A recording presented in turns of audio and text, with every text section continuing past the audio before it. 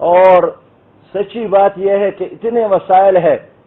کہ اگر آپ سر کی طرف چادر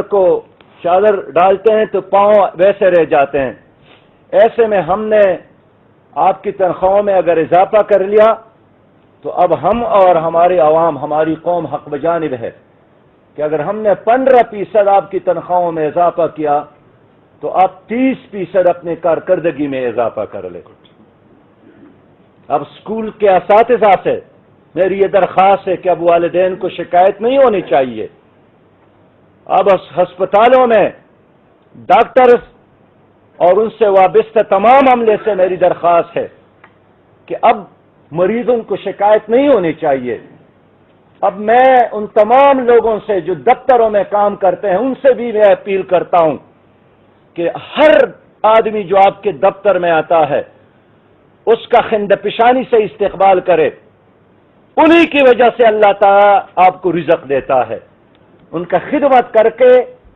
آپ اپنی تنخواہ کو حلال بھی بنا سکتے ہیں اور اللہ کو بھی راضی کر سکتے ہیں. اس کے لیے میں نے اپنے ڈپارٹمنٹ سے کہا ہے کہ ایک ایسا نظام بنا لے کہ وہ ڈے ٹو ڈے تمام محکموں کی کارکردگی کو جان سکے، اور اس کے لیے ای گورننس کا ایک ایسا نظام کہ ہر دن کے ہم کارکردگی جان سکے، ناپ سکے، اور جہاں کوئی کوتاہی ہے، غلطی ہے، سال کے آخر میں اس کے اصلاح کی بجائے اسی دن اس کا اصلاح ہو جائے. معزز صاحب حضرات، میں اس لیے عرض کرنا چاہتا ہوں کہ میری خواہش ہے، میرا عزم بھی ہے، میرا ارادہ بھی ہے کہ اب وی آئی پی کلچر کا خاتمہ ہونا چاہیے. اور وی آئی پی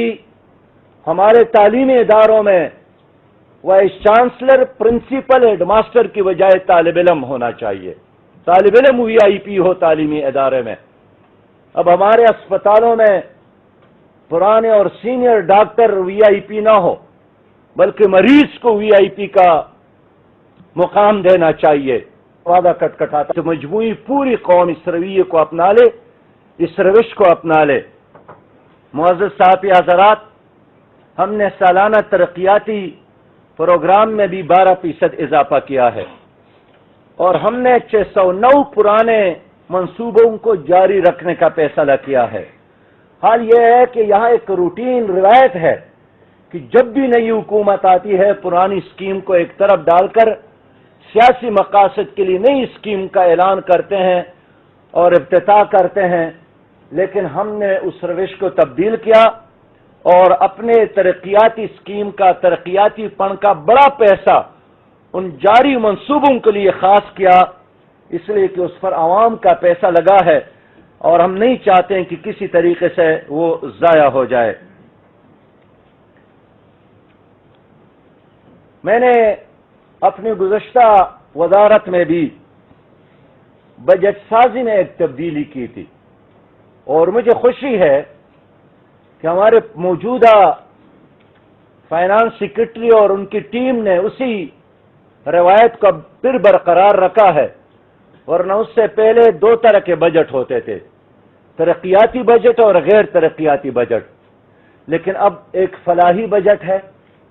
ایک ترقیاتی بجٹ ہے اور ایک انتظامی بجٹ ہے. اور یہ میں نے حضرت عمر ابن خطاب رضی اللہ تعالیٰ عنہ کی ہسٹری سے یہ طریقہ سیکھا ہے کہ ان کے زمانے میں بھی مملکت کا جو بجٹ تھا ان 3 حصوں میں تقسیم ہوتا تھا. وہ ایک بہت ترقی یافتہ حکومت تھی، عدل اور انصاف کی حکومت تھی. اس لیے میں نے کل بجٹ سپیچ میں بھی اعلان کیا کہ ہمارے لیے جو ماڈل اور نمونہ ہے وہ خلافت راشدہ کا نظام ہے اور اللہ ہمیں توفیق دے کہ ہم ان کے نقش قدم پر چلے. معزز صاحب حضرات، میں عرض کرنا چاہوں کہ ہم نے خواتین کو معاشرے کا ایک کارآمد اور بابرکت حصہ سمجھتے ہیں. اسلام ہمیں حکم دیتا ہے کہ ان کے ہو، اور خواتین کی حقوق پہ بات ایئر کنڈیشنز حال میں تو بہت ہوتی ہیں لیکن عملی دنیا میں نظر نہیں آتی. ہم نے پہلی بھی پشاور میں خواتین یونیورسٹی کا اعلان کیا تھا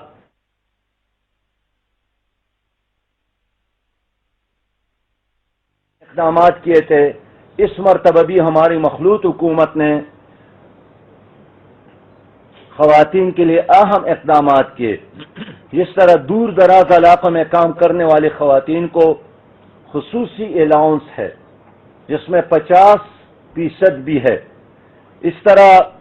مقامی خواتین کو اپنی ہی یونین کونسل میں تعیناتی ہے اور سماجی بہبود کے لیے کمپلیکس بنانے ہیں.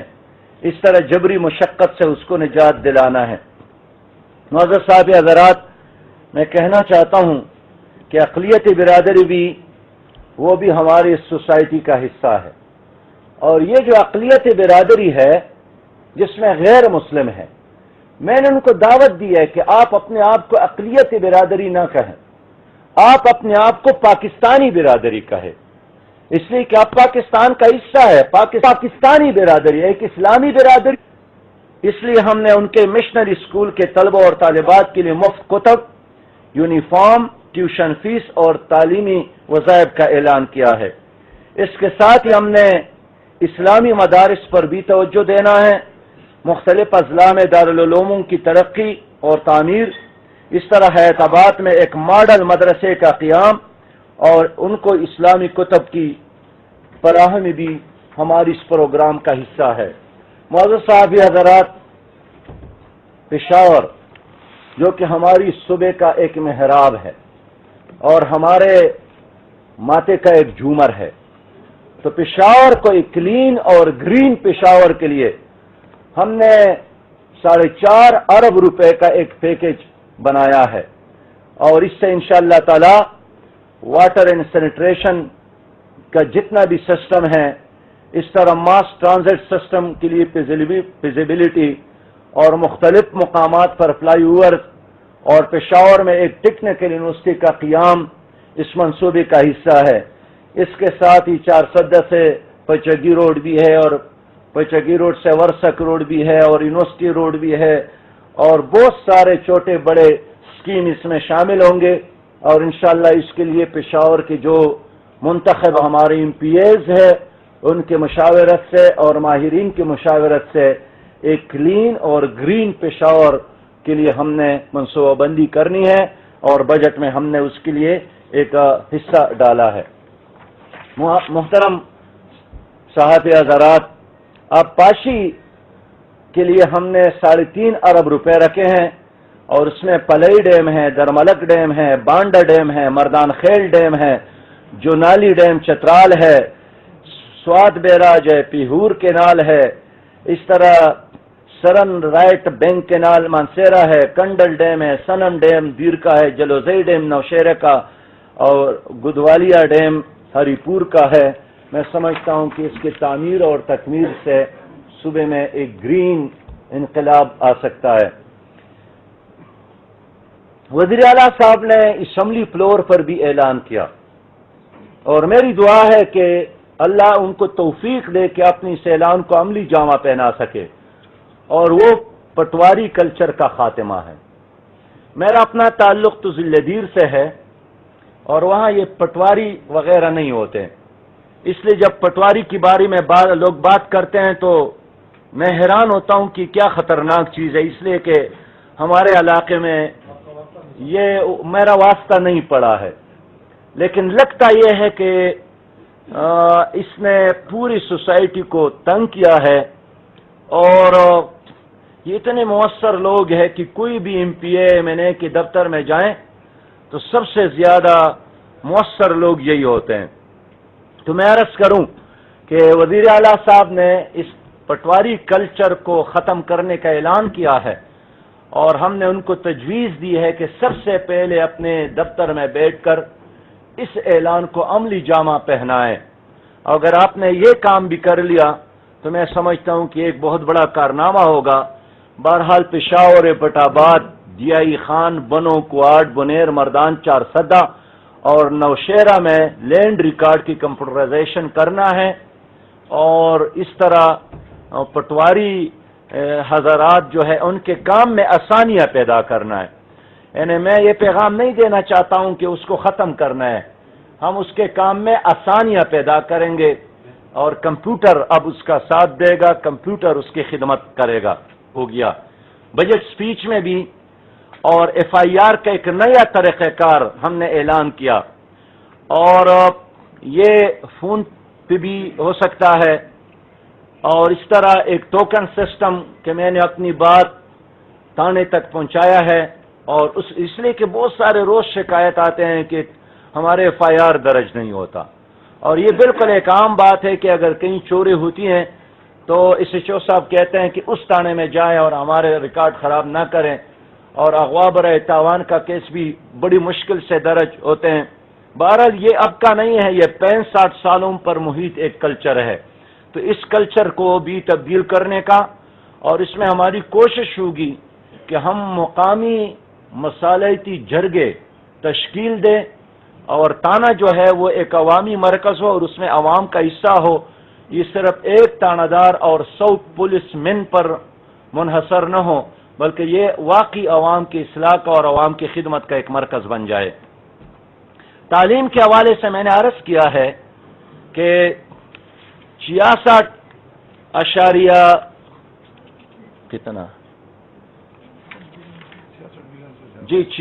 بلین سے زیادہ پیسہ ہم نے اس میں ڈالا ہے، اور کوئی 28% اس میں یعنی مجموعی بجٹ کا یہ حصہ بنتا ہے۔ لیکن ہماری خواہش، ویژن اور کوشش یہی ہے کہ کم از کم خیبر پختونخوا میں کوئی ایسا طالب علم جو ذہین ہو، فتین ہو، باصلاحیت ہو، اسکول میں ہو، کالج میں ہو، اس وجہ سے تعلیم سے محروم نہ رہے کہ یا وہ یتیم ہے، اس کی کفالت کا کوئی انتظام نہیں ہے، یا غریب ہے، اس کو سہارا دینے کا کوئی ذریعہ نہیں ہے۔ اور میں سمجھتا ہوں کہ جو ریاست اور جو حکومت اپنے بچوں کو تعلیم نہیں دے سکتی ہے، اس کو حکومت کرنے کا کوئی حق نہیں ہے۔ جب لوگوں نے اندھوں کو بہروں کو سکھایا، بلکہ انسان چاند پر ڈیرے ڈالے ہوئے ہیں، چاند پر قدم رکھا ہوا ہے، اور ہمارے بچے اب بھی ہوٹلوں میں برتن دھوتے ہیں، گندگی کے ڈھیر میں رزق تلاش کرنے پر مجبور ہے، یہ ہمارے لیے بہت ہی شرم کی بات ہے اور ڈوب مرنے کی بات ہے۔ اس لیے میں سمجھتا ہوں کہ یہ جو وظائف ہم نے اعلان کیے ہیں، انشاءاللہ تعالی اس سے ان تمام ذہین بچوں کو فائدہ ہوگا۔ اس طرح جو بچیاں ہیں اسکول آتے ہیں، ان کو 200 روپے ماہانہ وظیفہ ملے گا۔ اب کہتے ہیں کہ 200 روپیہ سے کیا ہوتا ہے؟ یہ ایک حوصلہ افزائی ہے، اور یہ ایک حکومت کی طرف سے پیغام ہے کہ ہم آپ کی مشکلات حل کرنا چاہتے ہیں۔ اس طرح وزیر اعلیٰ کا ایک انڈومنٹ فنڈ ہے جس میں 500 ملین وہ بھی طلبہ اور طالبات کے لیے ہیں۔ اس طرح پرائیویٹ اسکولوں کی بھی ہم حوصلہ افزائی کرنا چاہتے ہیں اور ان کے مسائل بھی۔ اس کے ساتھ جو خواتین سپروائزر ہے اس کو بھی دور دراز علاقوں میں جب جائیں گے انشاءاللہ تعالی تو اس کو 50% الاؤنس دیا جائے گا تاکہ وہ اطمینان کے ساتھ وہاں سروس کر سکے۔ شعبہ صحت سے تو ہم سب کا تعلق ہے، جب تک ہم زندہ ہیں ہمیں صحت کے بارے میں فکر مند ہونا چاہیے، لیکن کچھ چیزیں ایسے ہیں جس طرح کینسر، ایڈز، امراض گردہ اور امراض جگر کی بیماری، یہ عام آدمی اس کو برداشت نہیں کر سکتے اس کے اخراجات، اور یہی وجہ ہے کہ حکومت نے اس میں فنڈ رکھا ہے تاکہ جس آدمی پر یہ مشکل پیش آئے تو حکومت اس کے ساتھ شیئر کرے۔ اور شوگر کے ساتھ ہی خواتین کے لیے مستند معالج سے چیک اپ کرنے پر 200 روپے دیا جائے گا، اور ساتھ 1000 روپے اس وقت دیا جائے گا جب اللہ تعالیٰ اس کو اس کا جو گود ہے وہ ہرا کر لے، تو اس کو 1000 روپے انشاءاللہ تعالیٰ دیا جائے گا۔ اور یہ اس لیے نہیں ہے، اس کا بنیادی مقصد یہ ہے کہ وہ جو دیسی ٹوٹکے ہیں جس کی وجہ سے خواتین زیادہ مر جاتے ہیں تو اس سے ان کو نجات ملے۔ ایک کوشچن یہ ہے کہ لوگ کہہ رہے ہیں کہ آپ جب ایم اے اور ایم ای سی والوں کے لیے 2000 روپے ماہانہ دیتے تو اس کا کیا ہوتا ہے؟ تو میں عرض کرنا چاہتا ہوں کہ یہ کوئی وظیفہ نہیں ہے، یہ روزگار کی تلاش کے لیے ایک مالی معاونت ہے، اور درخواست دینا، کاپی کرنا اور ڈاک خرچ برداشت کرنا انٹرویو کے لیے آنے جانے کا ایک معاونت ہے، اور یہ بھی 1 سال کے لیے ہے۔ اور مجھے خوشی ہے کہ اس میں دینی مدارس کے طلبہ بھی شامل ہے، وہ دینی مدارس جن کی ڈگری MA اور MSc کے برابر ہے۔ میرے ساتھ اس پریس کانفرنس میں وزیر اطلاعات کے علاوہ فائنانس سیکرٹری صاحبزادہ صاحب بھی موجود ہیں، PND کی سیکرٹری جناب ڈاکٹر اسد صاحب بھی موجود ہے، اور ہمارے ساتھ پورا ٹیم موجود ہے جنہوں نے اس بجٹ کے بنانے میں دن رات ایک کر کے معاونت کی ہے۔ تو آپ کا اور اگر کوئی کویشچن ہو تو انشاءاللہ تعالی وہ جواب دیں گے۔ بہرحال اس بجٹ میں بھی بہتری کی کافی گنجائش موجود ہے، اور ہمیں صرف 2 ہفتے ملے ہیں، اور یہ 3 مہینوں کا ایک کام ہے جو 2 ہفتوں میں ہمیں کرنا پڑا۔ اور میں یہ نہیں کہہ سکتا ہوں کہ یہ ایک ایسا بجٹ ہے جس میں کوئی کمی نہیں ہے، انسانی کاوش میں ہمیشہ کمی ہوتی ہیں، اور یہ ایک روایت چل پڑی ہے کہ جو حکومت میں ہوتے ہیں کہتے ہیں کہ بہت اچھا بجٹ ہے، اور جو حزب اختلاف میں ہوتے ہیں وہ آنکھیں بند کر کے کہتے ہیں کہ بہت خراب بجٹ ہے۔ لیکن میں سمجھتا ہوں کہ ہمیں وہ تعاون علی البر والتقوی، اچھے کاموں میں تعاون کرنا اور برے کاموں میں ایک دوسرے کا اصلاح کرنا، یہی ہماری پالیسی ہونی چاہیے۔ ایک بار پھر میں آپ